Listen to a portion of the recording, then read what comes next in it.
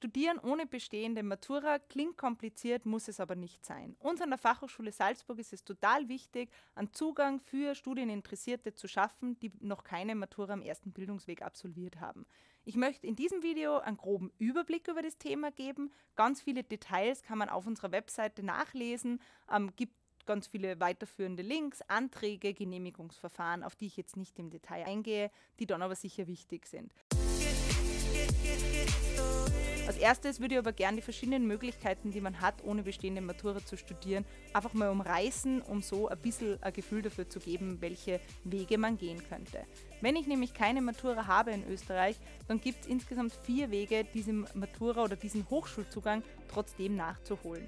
Und ich würde gern mit der ersten und breitesten Variante starten, und das ist die Abendschule, sprich die volle österreichische Reifeprüfung im zweiten Bildungsweg nachzuholen.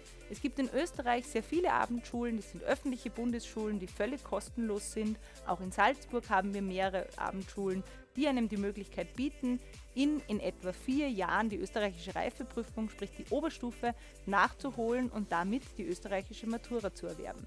Das heißt, ich muss doch einiges an Zeit in Anspruch nehmen, werde einfach in Ruhe mir alles erarbeiten. Ich fange da an, wo die Unterstufe beendet wurde und kann kostenlos am Abend neben dem Beruf, das ist nämlich auch eine Voraussetzung, meine Reifeprüfung nachholen. Die Reifeprüfung, die ich nachgeholt habe, ist ein in sich geschlossener Abschluss. Das heißt, auch wenn ich mich danach nicht für ein Studium entscheiden würde, habe ich die Matura nachgeholt und bin in Österreich für immer als Maturant oder Maturantin. Erste Variante, die erste Anlaufstelle, wenn ich das machen möchte, ist immer die jeweilige Abendschule. Sicher auch interessant für Personen, die im Laufe ihrer ersten Ausbildung im Rahmen der Oberstufe irgendwo abgebrochen haben. Es gibt an Abendschulen nämlich die Möglichkeit, dort wieder einzusteigen und weiter zu tun. Damit ist der Teil der Oberstufe, den ich schon mal gemacht habe, nicht verloren, sondern ich kann darauf aufbauen. Die zweite Variante in Österreich, die Matura nachzuholen am zweiten Bildungsweg, ist die Berufsreifeprüfung. Die Berufsreifeprüfung konzentriert sich auf die Pflichtfächer Deutsch, Mathematik und lebende Fremdsprache Englisch. Außerdem absolviere ich einen Fachbereich, der meistens zu meiner beruflichen Erstausbildung passt. Das ist auch schon wichtig. Wer darf Berufsreifeprüfung machen? Ich muss dafür nämlich eine berufliche Erstausbildung mitbringen, also eine bereits abgeschlossene Lehre, eine berufsbildende mittlere Schule oder eine Berufsberechtigung oder Ausbildung wie beispielsweise die Pflegefachassistenz. Nur dann ist es möglich, in Österreich eine Berufsreifeprüfung zu absolvieren. Die Kurse der Berufsreifeprüfung laufen an anerkannten Erwachsenenbildungseinrichtungen, wie BFI oder Volkshochschule, die in Kooperation mit Schulen anbieten, hier die Prüfungen nachzuholen. Auch die Kurse werden dort berufsbegleitend oder in Tagesformen angeboten und man rechnet mit der vollen Berufsreifeprüfung je nach Studienmodell mit 1 bis 2 Jahren. Wenn ich die Berufsreifeprüfung in Vollzeit mache, mich also total auf die Lehrinhalte konzentrieren kann und nebenbei nicht berufstätig bin, dann ist es in einem Jahr schaffbar. Berufsbegleitend empfehlen die anerkannten Erwachsenenbildungsinstitutionen, genau wie wir, sich 2 Jahre dafür Zeit zu nehmen. Die Berufsreifeprüfung ist, wenn man es jetzt nicht über Lehre mit Matura macht und das gefördert wird, kostenpflichtig. Das heißt, ich muss für die Kurse, die ich absolviere, bezahlen. Wir rechnen jetzt mit ungefähr 5.000 Euro, die Berufsreifeprüfung kostet. Über Finanzierung möchte ich nachher noch ganz kurz sprechen. Auch die Berufsreifeprüfung ermöglicht in Österreich den Hochschulzugang zu allen Hochschultypen und allen Studienrichtungen. Sprich, ich habe dann auch eine Matura und kann damit alles in Österreich studieren, was ich möchte. Ich muss mich vorher noch nicht für ein Studium entscheiden. Jetzt ist auch schon der Übergang zur dritten Variante, der Studienberechtigungsprüfung. Da ist es nämlich total wichtig, dass ich schon genau weiß, was ich eigentlich studieren möchte, da ich mit der Studienberechtigungsprüfung keinen freien Hochschulzugang erwerbe, sondern nur den Hochschulzugang für eine Gruppe. Österreichs Hochschulen hat alle Studiengänge, die es gibt, in insgesamt 11 Gruppen eingeteilt und ich erwerbe mit der Studienberechtigungsprüfung den Zugang für alle Studien an dieser einen Gruppe, beispielsweise künstlerische Studien, sozial- und wirtschaftswissenschaftliche Studien oder ingenieurwissenschaftliche Studien. Sprich, Studienwahl ist ein ganz wichtiges Thema und meine erste Anlaufstelle ist hier auch keine externe Institution mehr, sondern die Hochschule, die meinen Wunschstudiengang anbietet. Das heißt, man tritt in Gespräch und es werden die Voraussetzungen geprüft. Formale Voraussetzungen für die Studienberechtigungsprüfung sind zum einen ein Mindestalter von 20 Jahren, EU-Bürgerschaft oder Gleichstellung über Personengruppenverordnung und eine, im Gesetz steht dazu, über die allgemeine Schulpflicht hinausgehende berufliche oder außerberufliche Vorqualifikation erfolgreich. Heißt, ich brauche irgendwelche Touchpoints mit dem Studium, ich habe da vielleicht schon gearbeitet, Praktika, berufsbildende mittlere Schule oder ähnliches absolviert und kann so auf erste Erfahrungen zurückgreifen. Dies ist notwendig, damit wir formal zur Studienberechtigungsprüfung zulassen dürfen. Sollte ich dies nicht erfüllen, weil ich beispielsweise das Berufsfeld wechseln und ganz was anderes machen möchte, ist es aber kein Problem. Im persönlichen Gespräch wird dann definiert, was wir als Auflage zumindest noch vorschlagen, um das voraussetzen zu können. Sprich, ich mache nur ein Praktikum, ich mache noch Kurse an einer anerkannten Erwachsenenbildungsinstitution und schnupper so in das Berufsfeld meines Wunschstudiums schon mal ein bisschen rein. Auch für die Studienwahl sicher kein schlechter Schritt. Wenn ich die Voraussetzungen für die Studienberechtigungsprüfung erfülle oder die Praktika und Auflage absolviert habe, dann werde ich formal zur Studienberechtigungsprüfung zugelassen. Die Studienberechtigungsprüfung umfasst 5 Teilprüfungen, die jeweils von der Studienrichtungsgruppe abhängig sind. Das heißt, fachlich schon zum Thema des Studiums passen. Meistens oder auf jeden Fall ist es Deutsch-Aufsatz, dann gibt es bei uns auch immer noch Englisch in allen Gruppen, sehr häufig Mathematik oder Biologie, Physik und dann noch Wahlfächer. Die Pflichtfächer Deutsch, Englisch, Mathe, Physik und Biologie, die wickeln wir dann nicht selbst an der FH ab, sondern arbeiten hier sehr eng mit anerkannten Erwachsenenbildungsinstitutionen zusammen. Die bieten wieder Vorbereitungskurse an, die nehmen die Prüfungen ab. Dort verbringe ich dann das meistens erste Semester oder erste Jahr in der Vorbereitung. Die Wahlfächer laufen direkt bei uns an der FH. Als außerordentlicher Studierender nehme ich damit schon an 2 Kursen im Studium teil, vielleicht auch nur an einem, und kann erste Berührungspunkte zum Studium knüpfen. Ein Semester sollte man für die Wahlfächer einrechnen und als außerordentliche Hörerin werde ich an der FH Salzburg immatrikuliert.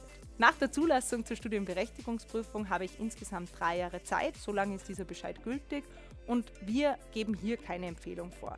Wie schnell oder langsam diese Kurse absolviert werden, wie viele Kurse parallel zueinander schaffbar sind, das entscheidet die jeweilige Person. Die meisten meiner Schützlinge machen das in 2 bis 3 Semestern. Das ist ein sehr guter Zeitraum, in einem Jahr sollte das schaffbar sein. Darunter ist es kaum möglich, da die Vorbereitungskurse am BFI beispielsweise für Mathematik und Englisch schon 2 Semester umfassen. Deswegen ganz wichtig, genug Vorlaufzeit einzuplanen, auch für die Zulassung. Da hängt sehr viel Behördliches dran, es gibt ein persönliches Gespräch, das muss durchs Kollegium, es gibt dann Bescheid. Darum für uns auch ganz wichtig, hier etwas Vorlauf für die Vorbereitung und die Zulassung zur Studienberechtigungsprüfung.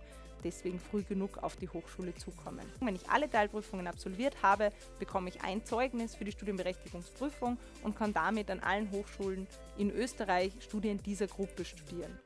Was ganz wichtig ist, die Studienberechtigungsprüfung ist noch keine Garantie für einen Studienplatz. Das heißt, genauso wie jeder Maturant, jede Maturantin muss ich mich für einen Studienplatz bewerben. Das mache ich parallel zur Studienberechtigungsprüfung und kann so am Aufnahmeverfahren teilnehmen.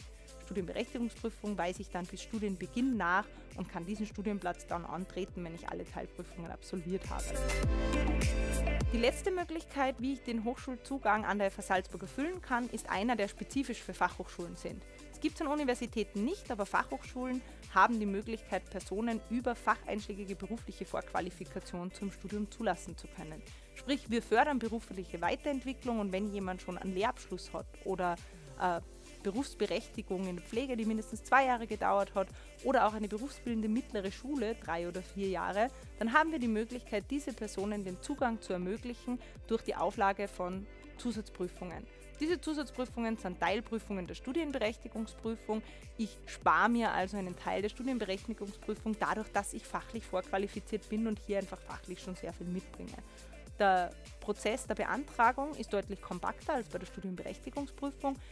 Ich habe ein Vorgespräch, fülle einen Antrag aus, der wird geprüft und dann auch relativ schnell bearbeitet und hoffentlich genehmigt. Welche berufsbildenden mittleren Schulen und welche Lehrabschlüsse hier gültig sind, das findet man auf unserer Webseite. Je nach Studienrichtung bleiben dann 1 bis 3 Fächer übrig, die ich noch absolviere. Ganz häufig dreht sich hier um die Pflichtfächer Deutsch, Mathe, Englisch. Abwickeln tun die dann wieder anerkannte Erwachsenenbildungsinstitutionen, das heißt auch hier gehe ich zum BFI oder zur Volkshochschule, zu einem anderen anerkannten Anbieter und absolviere die Teilprüfungen. Auch hier genügt es, wenn ich die Zusatzprüfungen bis Studienbeginn nachreiche. Geht eben nur für Personen, die fachlich vorqualifiziert sind. Das heißt, zusammengefasst, es gibt verschiedene Wege, die dieses Ziel, ich möchte gern studieren, obwohl ich keine Matura mitbringe, ermöglichen. Und unsere Erfahrung ist, dass ein persönliches Gespräch im ersten Schritt da ein total guter Anfang ist, weil Bildungswege sind unterschiedlich, jeder bringt unterschiedliche Voraussetzungen, Zeitkapazitäten, Know-how und Wünsche mit und deswegen ist der erste Schritt bei uns an der FH, sich an die zentrale Studienberatung, mich und meine Kolleginnen zu wenden und in einem persönlichen Gespräch, telefonisch oder am Campus, einfach mal abzuklären, was passen könnte, um im nächsten Schritt dann formale Anträge oder Gespräche mit der Studiengangsleitung zu erreichen. Das heißt auf jeden Fall, wenn Interesse besteht, total gerne jederzeit bei uns melden, einen Termin für Gespräch ausmachen oder an einer unserer zahlreichen Infoveranstaltungen zu studieren und in Matura teilzunehmen. Ein letztes Thema möchte ich noch ansprechen. Hier sind nicht direkt wir Anlaufstelle, aber Finanzierung ist für Personen, die am zweiten Bildungsweg studieren möchten, ganz oft ein Thema und hier gibt es verschiedene Möglichkeiten. Für die Kurse kann ich mir beispielsweise, wenn ich aus Salzburg stamme, den Salzburger Bildungscheck einlösen. Bis zu 2.000 € kann ich mir hier für Weiterbildungen zurückholen und das läuft über die zentrale Stelle vom Salzburger Bildungscheck. Außerdem gibt es in Österreich verschiedene Arten von Stipendien und mit dem Selbsterhalterstipendium eine Version, die sehr gut passt für Personen, die ihr erstes Studium am zweiten Bildungsweg finanzieren möchten. Wichtig, dieses Selbsterhalterstipendium kann ich nicht nur während dem Studium beziehen. Wenn ich die Voraussetzungen erfülle, dann geht es auch schon in der Zeit, in der ich die Studienberechtigungsprüfung absolviere. Das heißt, eine sehr super Gelegenheit, sich finanziell unterstützen zu lassen und so vielleicht nicht mehr Vollzeit arbeiten zu müssen, sondern stattdessen sich etwas mehr auf die Kurse zu konzentrieren. Ganz wichtig, das einfach auch früh genug abzuklären, um früh genug Anträge stellen zu können, um das gleich beziehen zu können. Wir stellen da gern die Connection zu den jeweiligen Stellen her. Studieren ohne bestehende Matura klingt wahrscheinlich auch jetzt mit den vielen Möglichkeiten, die ich eben genannt habe, noch sehr kompliziert. Wir versprechen aber nach einem persönlichen Gespräch lichtet sich das Dickicht. Deswegen nochmal die Einladung, einfach anrufen, E-Mail schreiben, Kontakt mit der Studienberatung aufnehmen. Wir begleiten total gerne in dem Prozess und sind Ihr Partner für die berufliche Weiterentwicklung.